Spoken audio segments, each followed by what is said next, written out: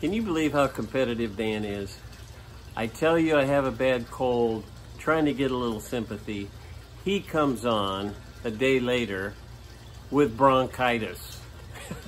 I have no choice now but to try to catch pneumonia. I'm not sure how I'm going to do that, but that's just the way we roll. So, hey, I want to talk to you today about self-centeredness in your morning cup of inspiration.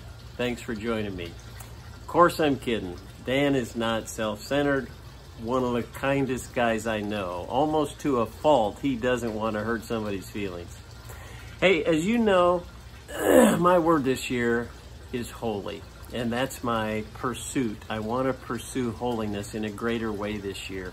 And it was interesting. God woke me up a few nights ago at 4 to 4:15 in the morning, and instantly I had a book in my head that he had placed there that I've read numerous times, and I ran in to get it. It's called The Pursuit of Holiness by Jerry Bridges. And so if you need a book that will help challenge you to move forward with God, I encourage you to go look it up.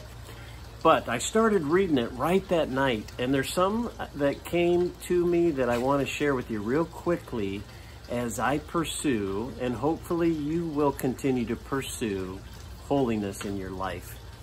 But here, listen to what it says. It says, our one problem is that our attitude towards sin is more self-centered than God-centered.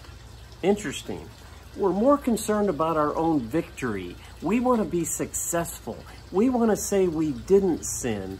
And that's the emphasis. That's the attitude we have. And we can't tolerate failure. But what we need to do is be more God-centered and look at it as not wanting to offend God by sinning.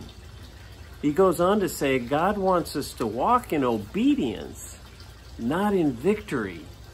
Because obedience is oriented to God, victory is oriented to ourselves. So we shouldn't pursue holiness as just a victory within ourselves, but obedience to God, and not wanting to hurt him, not wanting to walk away from us because we have sin in our life. This isn't to say that God doesn't want us to experience victory.